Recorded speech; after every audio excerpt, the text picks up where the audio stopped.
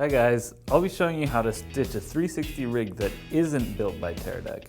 With one sphere device, you can use up to 4 camera sources, while an additional sphere daisy chain can get you up to 8. The suggested process consists of about 4 steps that I'll go through in depth. So what I'm going to do is take some stills from a 3-camera 360 Designs rig, which we have saved into our iPad. So these lenses look a lot different than the ones that we use with the GoPros, but I'm going to do the same thing and just rotate all of them to the left. Then I'm going to set the order. We can see that this house is here, so let's just rotate over here. That looks about right.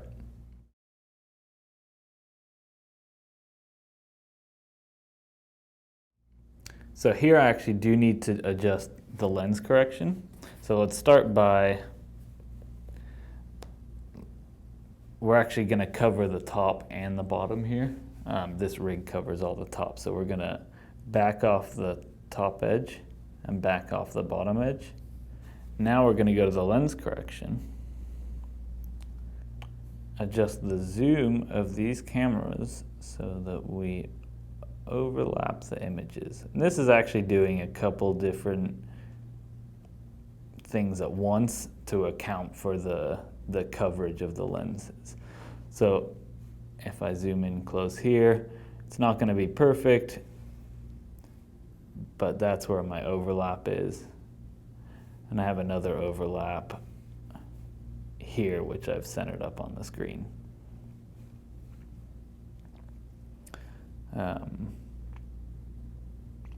And one more overlap here. So we'll adjust for that in a second. I'm just going to save this for now because it's pretty close for the zoom. After that, I need to adjust the distortion ratio, which you can do 2 ways. If you're looking at the panoramic view, probably the easiest way is to adjust it until your vertical lines become vertical. This is a little crooked here, the lamppost a little crooked, this line on the building in the background is a little crooked. It's a pretty slow adjustment, and it's sometimes difficult to see. So here it looks like it's bubbling out, and we're just going to adjust it back to flat. Kind of helps if you go too far and then back, you can kind of see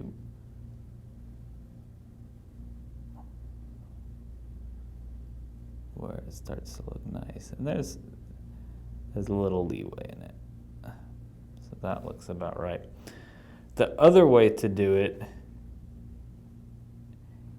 which works a little better if you have a lot of lines, is to point at the ceiling. You can actually adjust the distortion ratio here to sort of drag to where you get overlap and everything lining up between the sources.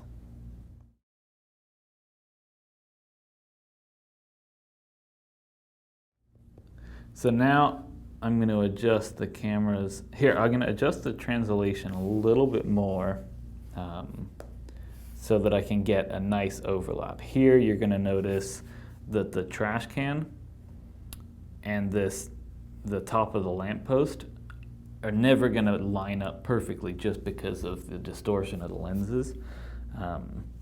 So you can actually move, let's do number 2.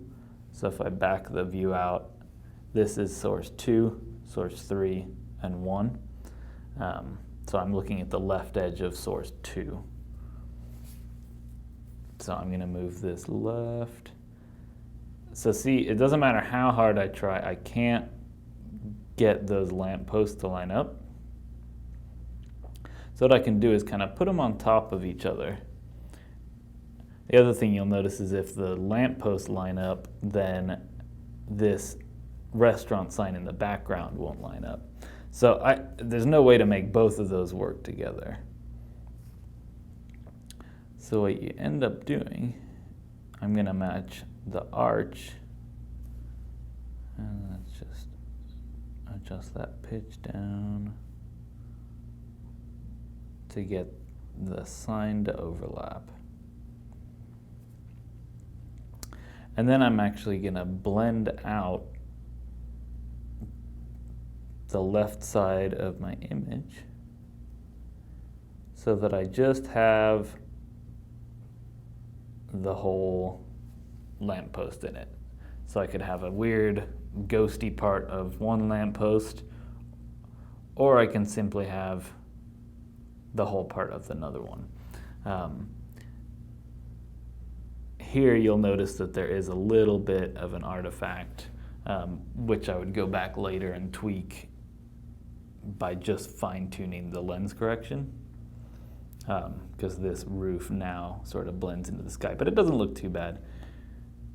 And I don't think I'd notice it, but I would notice a weird-looking lamppost. The next side of the image comes down.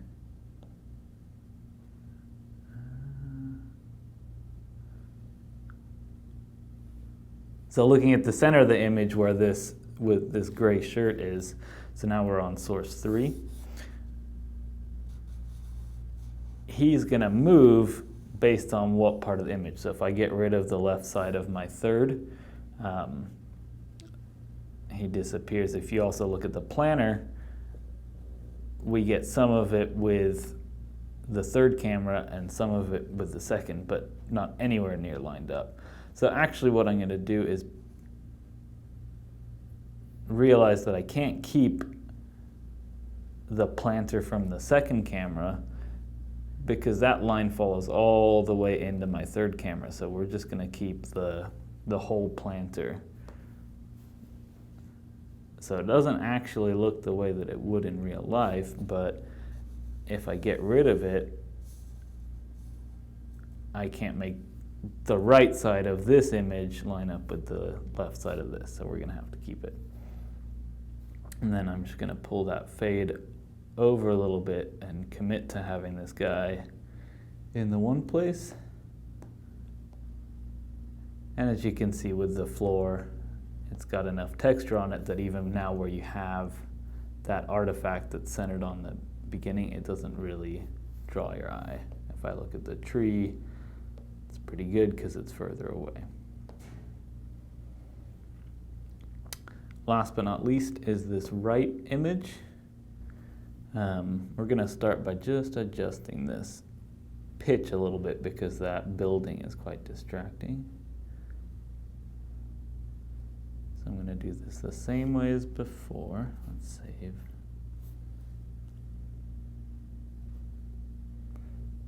Adjust 2. I got to be careful not to go too far so I don't mess up my other lines. So.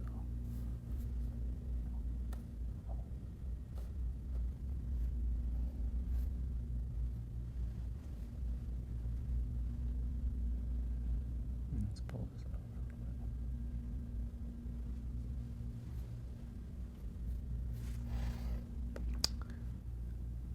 bit. And we're just going to adjust the edge.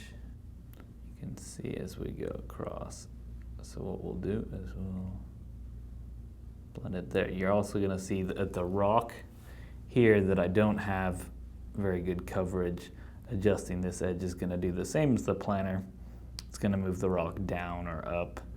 But I'm not too worried about that because it's not as distracting as this building in the background. And you'll see that in the panorama view. So here I've just adjusted the left edge start.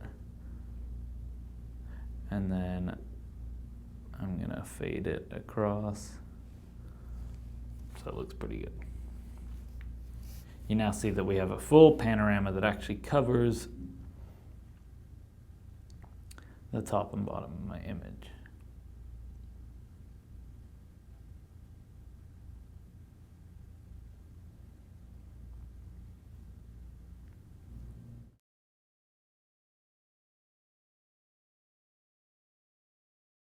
We have the same adjustments with this because it's a still image.